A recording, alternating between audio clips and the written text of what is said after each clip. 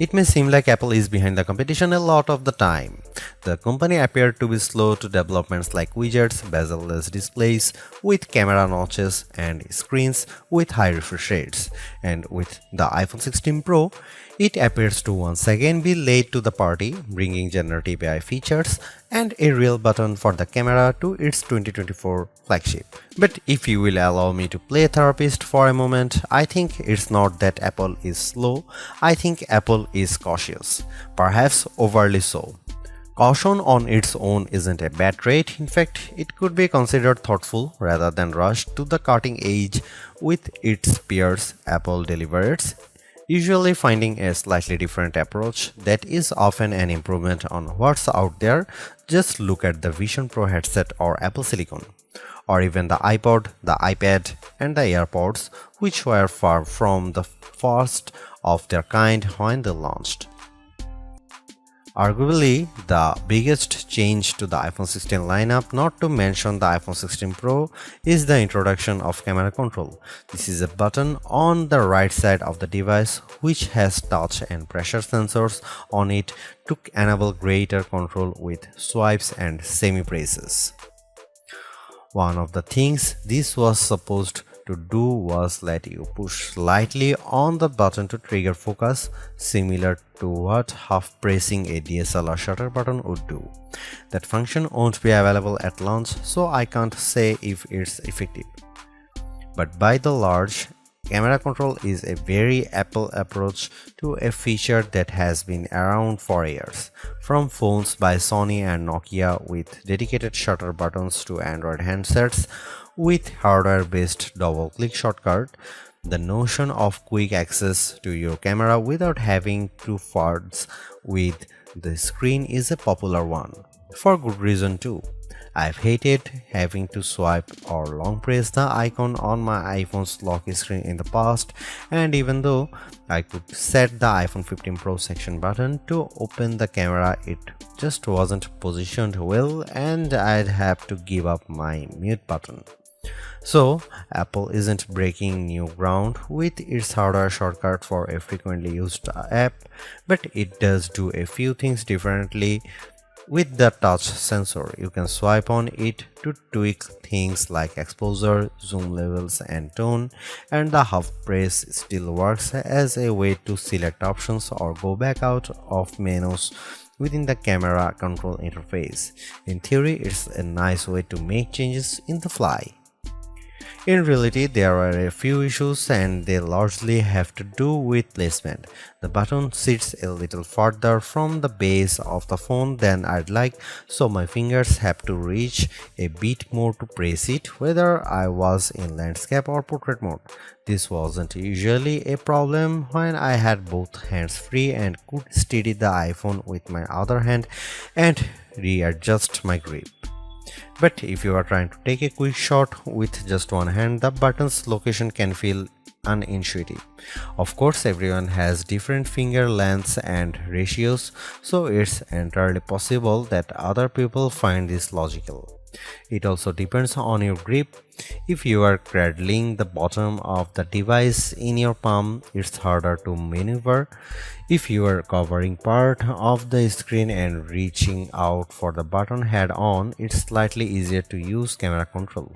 Still, even for those with the strongest claws, swiping and half pressing and double half pressing on the sensor is tricky. I was only ever really able to do that if I had my thumb holding up on the bottom edge and my middle ring and little fingers steadying the right end of the phone. Maybe this is a new camera grip I just need to relearn for this button. The awkward placement is a minor gripe compared to what I found most annoying, the button's touch sensor. Not only was it difficult to swipe through different settings when holding the device with one hand, it also reacts to accidental touches and swipes. Sometimes the phone would slide down my palm and change the exposure or zoom level, completely ruining the vibe. I should point out that you can go into accessibility settings to either tweak or swipe sensitivity or turn it off altogether if it really bothers you. Honestly, if you are planning on making adjustments with camera control, it's best to have time, patience, and both hands free.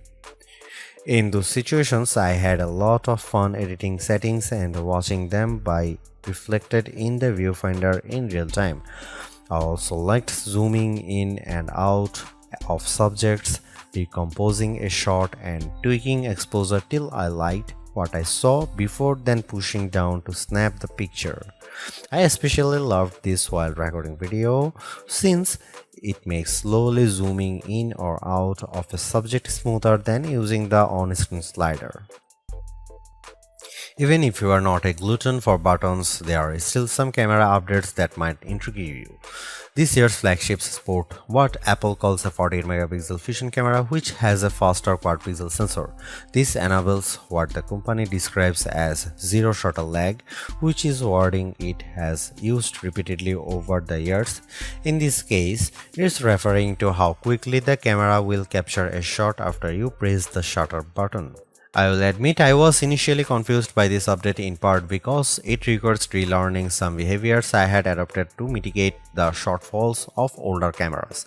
Basically, the iPhone 16 Pro's cameras are now so fast that when I asked someone to throw something so I could capture it in motion to see how still the images were, my shots ended up being of the person holding the object.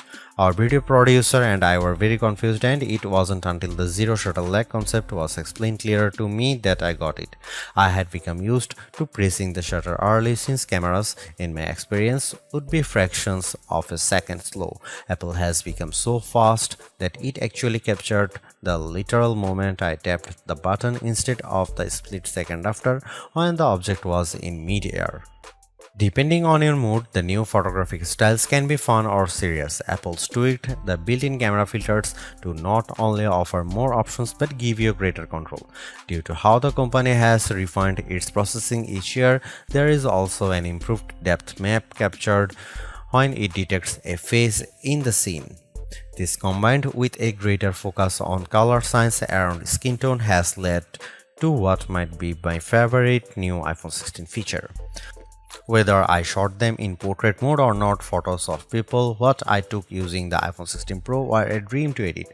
Simply switching between the standard, natural, luminous, quiet or ethereal styles already resulted in improvements to be colors and shadows, but I could also tap on each thumbnail to across the new editing touchpad and drag a dot around.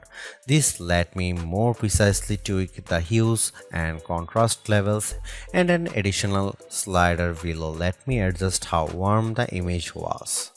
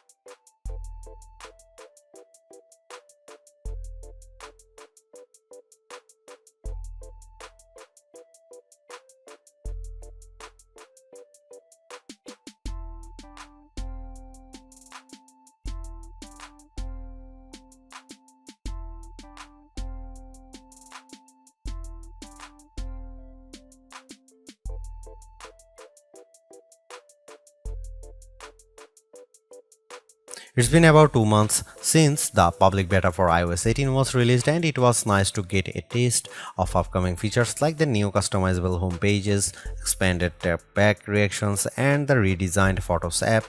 With the iPhone 16 launch, iOS 18 is basically ready for prime time with some caveats. This year, more than ever, it's hard to figure out what's coming to your iPhone and what isn't. With the release of Apple Intelligence slated for October, features like writing tools, cleanup for photos, and the redesigned Siri won't be ready till next month, and even then, your non-Pro iPhone 15 won't be compatible.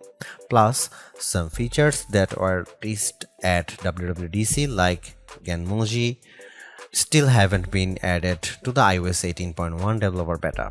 which is where most Apple Intelligence features have been arriving as a preview for app makers.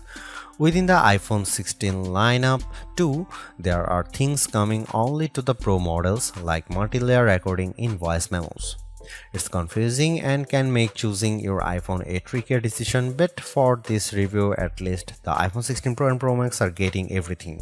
I cannot wait to try out multi-track recording in voice memos, and I hope Apple sees this yearning as a sign that it should bring this to more devices.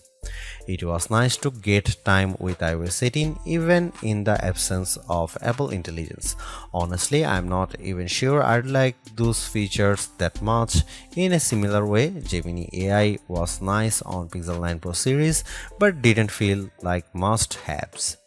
Some of the new iOS 18 touches I noticed immediately are the refreshed control center, which took some getting used to as I had to relearn how to swipe back to the home page since there are more pages to scroll through now.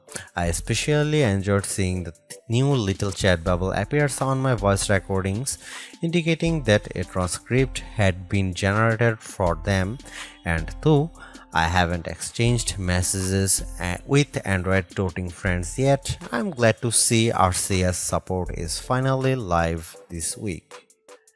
Though I was excited for the new custom routes tool in Maps, I struggle to actually create them.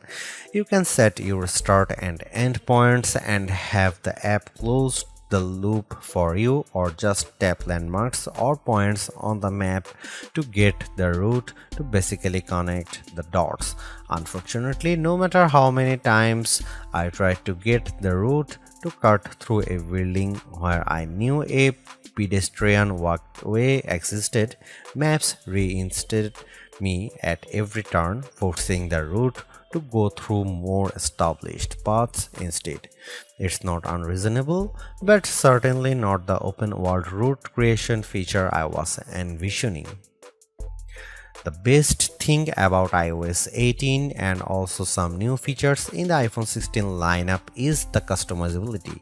I do appreciate that if you don't like something, you can usually turn it off. With the new ability to place apps outside of a rigid grid, you can now lay your home screen out just the way you like. The redesigned Photos app lets you create and pin collections so you can more easily find the pictures most important to you. And again, I'm glad Apple is giving people the option to turn off camera control altogether or adjust its sensitivity. The iPhone 16 Pro and Pro Max are powered by Apple's A18 Pro chip, which are built on second generation 3nm technology and a new architecture with smaller, faster transistors. All this is meant to deliver unprecedented efficiency according to Apple's press release. Some small software glitches aside, I have never run into slowdown on the iPhone 16 Pro, but I was certainly surprised by the smaller handset's battery life. In general, the iPhone 16 Pro would barely last a full day, which is reminiscent of the iPhone 15 Pro too. It's worth noting that before this review I was primarily using an iPhone 15 Pro Max as my daily driver, which usually gets through a day and a half with no problem, so the drop in endurance is even more pronounced for me. Most days, I'd pick up the iPhone 16 Pro at about 9 am and would get to about 9 pm before getting low battery alerts. If I started the day a bit later, closer to 11 am, for instance, I got to 1 am before the iPhone 16 Pro ran completely dry. On Sunday, I unplugged the iPhone at about 9:30 am and was shocked on the train home to get a warning that remaining power was at just 20%. It was only 6:50 pm. And the night had barely just started. You'll significantly better battery life on the iPhone 16 Pro Max, which delivers the same almost 2-day runtime as its predecessor. And sure, a phone with a smaller battery not lasting as long makes mathematical sense, but considering the Pixel 9 Pro is a comparably sized handset and manages to last about 2 days, there's no excuse for the iPhone 16 Pro to conk out before the night is up. One of the best things about the iPhone 16 Pro lineup is that unlike last year, there isn't much of a trade-off in cameras if you opt for the smaller device. The iPhone 15 Pro Max had a 5x telephoto zoom camera, and while the iPhone 15 Pro only went up to 3x. As a budding photographer of skittish wild animals, I opted for the Max, especially since it was much lighter than its predecessors thanks to the titanium build. With the iPhone 16 Pro having essentially the same camera system as the Pro Max, I thought it was time for me to go back to a size that was much easier on my hands. Alas, with the disappointing battery performance, I might just have to stick with the Max, and you might too. There is also the non-Pro iPhone 16 models to consider, and just as there are fewer differences than ever between the Pro and Pro Max, the trade-offs aren't as significant this year either. Apple brought the previously Pro exclusive action button on the iPhone 16 and 16 Plus, while also including the camera control on its less premium phones. The main things that set the two lines apart this year are processors, screen quality, camera sensors, and onboard mics. You will lose support for Pro RAW photos and multi-layer recording by opting for the cheaper devices too. Otherwise, you will still have all the iOS 18 and Apple Intelligence features coming to the Pros, as well as spatial audio recording, which enables the audio mix I described in the camera section earlier. Apple's caution is sometimes warranted, especially at a time when mistrust of AI-generated content runs rampant. The company taking its time to get Apple Intelligence right is understandable, but its deliberation doesn't always lead to winners. While I appreciate the attempt to differentiate camera control with the touch sensor for more versatility, I am not yet convinced on its usefulness. The good news is, and I cannot stress this enough, you have the option to tune it to your liking, and that's the theme I'm seeing in recent Apple features that hint at more thoughtfulness than usual. If you don't like something, or if something isn't right for your needs, you can adjust or disable it. In iOS 18, you have greater control over your home screen's app layout and can pin custom collections for easier reach. In the Photos app, the action button introduced last year could have been a spectacular fail had Apple not let you still keep it as a mute switch, but it managed to give people more functionality while maintaining the status quo for those who are just as resistant to change. Change is scary, change is hard, but without change there is no progress. Apple's cautious approach is a tricky balancing act that's evident on the iPhone 16 Pro. Some new features like audio mix and custom routes in maps delivers mixed results, otherwise like photography styles are hits. Then there are the basic ingredients like good battery life and durable, attractive designs that Apple cannot neglect. The iPhone 16 Pro's subpar battery life holds it back from beating the competition, which is stiffer than ever this year, especially from Google. Luckily for Apple, most people who have iPhones are going to stick with iPhones. It's just easier. For those already sucked into the ecosystem, the iPhone 16 Pro are worth the upgrade from a model that's at least 2 years old. If you already have an iPhone 15 Pro, for the sake of our planet and your wallet, you might prefer to hold off on upgrading, especially since this year's devices aren't that much different.